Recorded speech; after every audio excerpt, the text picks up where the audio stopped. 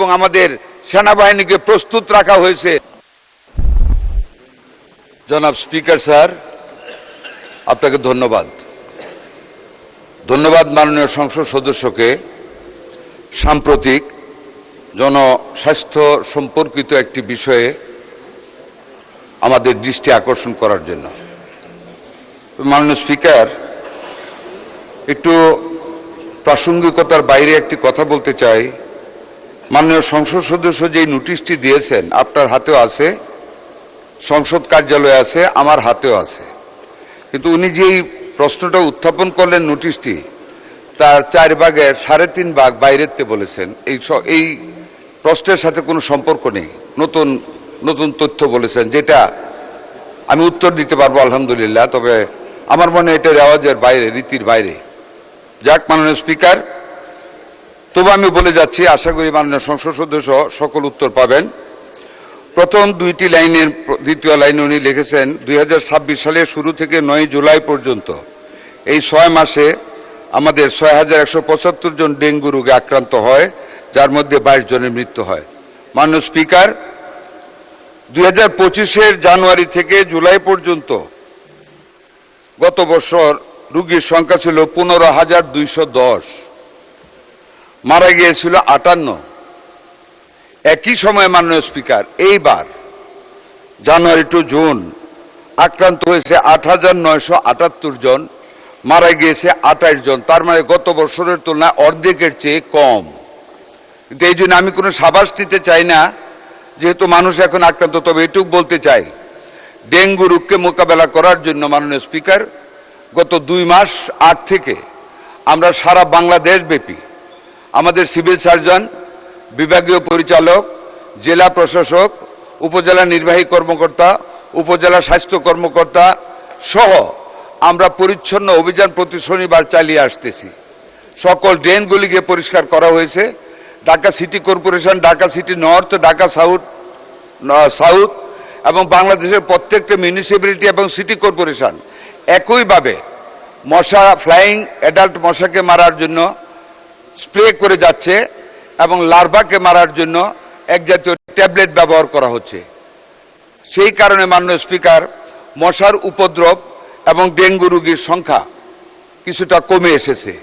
তো মাননীয় স্পিকার, একটি কথা এই ব্যাপারে সবাইকে বলতে চাই, mosquito is very small insect.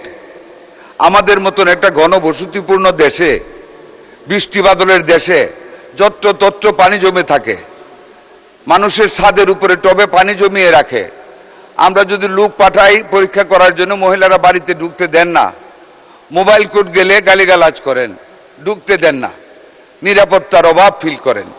অনেক প্রতিবন্ধকতা সত্ত্বেও মাননীয় স্পিকার, আমাদের সরকার, আমরা দায়িত্ব নেওয়ার পর থেকে আমরা এই ব্যাপারে সজাগ দৃষ্টি রাখতেছি এবং আমরা পরিষ্কার পরিচ্ছন্নতা রাখার জন্য প্রতিনিয়ত আমরা চেষ্টা করে যাচ্ছি, আমরা স্প্রে করে যাচ্ছি, আমরা লার্ভার ট্যাবলেট ছিটিয়ে যাচ্ছি। মাননীয় স্পিকার, এবং দেশব্যাপী মানুষকে মশারি টানিয়ে ঘুমানোর জন্য, ফুল হাতা শার্ট পরার জন্য, পাজামা পরার জন্য বা লুঙ্গি লম্বা করে পরার জন্য আমরা মানুষকে অ্যাওয়ারনেস বৃদ্ধি করতেছি। উনি 6টি বিষয়ে নির্দিষ্টকৃত উত্তর চাচ্ছেন। 1 নম্বর, দেশব্যাপী ডেঙ্গু প্রতিরোধে। আমি এরই মধ্যে বলেছি, ডেঙ্গু প্রতিরোধে আমরা সকল ব্যবস্থা গ্রহণ করেছি। আমি আরও বলতে চাই, ডেঙ্গু টেস্ট করার রি-এজেন্ট শরণাতীত কালের স্টক আমাদের হাতে আছে, যেটা বিগত সময়ে কোনো সরকার তাদের হাতে রাখতে পারে নাই। আমরা টেস্ট করার জন্য সেই কিটের ব্যবস্থা আমরা পর্যাপ্ত পরিমাণে মাঠ লেভেলে দিয়েছি এবং আমাদের সেন্ট্রাল গোডাউনে আমাদের স্টক আছে। মাননীয় স্পিকার, ডেঙ্গুকে মোকাবেলা করার জন্য আমরা সকল সরকারি হাসপাতালে আগত রোগীদের ডেঙ্গু NS1 পরীক্ষা বিনামূল্যে এবং 1GG এবং 1GM পরীক্ষা 300 টাকা থেকে কমিয়ে 50 টাকায় নামিয়ে আনা হয়েছে এই বছর। মাননীয় স্পিকার, পরীক্ষার জন্য কেন্দ্রীয় ওষুধ সংরক্ষণাগারে CDC আজ পর্যন্ত RDT টেস্ট কিটের মজুত আছে 1,06,600। আগামী 1 মাসের মধ্যে আরও প্রায় 5 লক্ষ কিট আমাদের স্টকে যোগ হবে।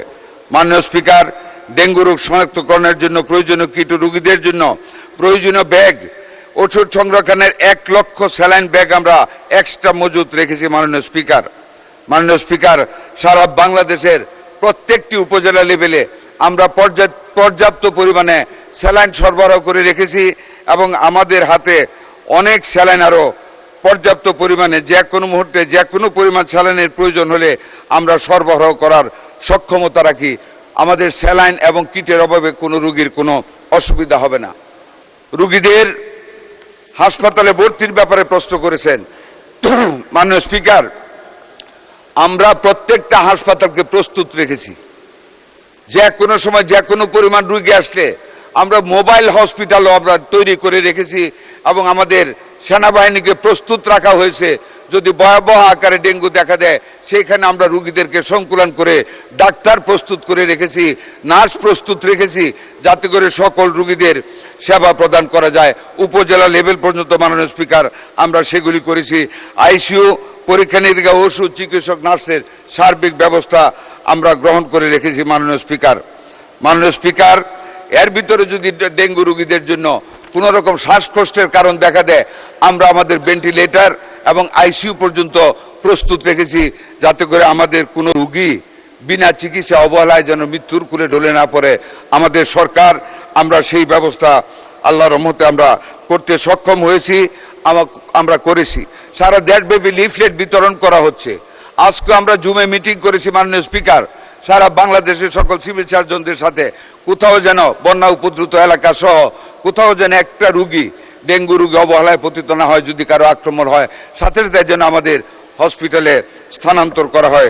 এইভাবে মাননীয় স্পিকার আমরা সার্বিকভাবে সারা বাংলাদেশ ব্যাপী ডেঙ্গুর ব্যাপারে অত্যন্ত সচেতন পরিকল্পনা গ্রহণ করে সামনের দিকে আমাদের মাননীয় প্রধানমন্ত্রীর প্রখর দৃষ্টির অধীনে এবং ওনার সুপরামর্শে আমরা সামনের দিকে এগিয়ে যাচ্ছি।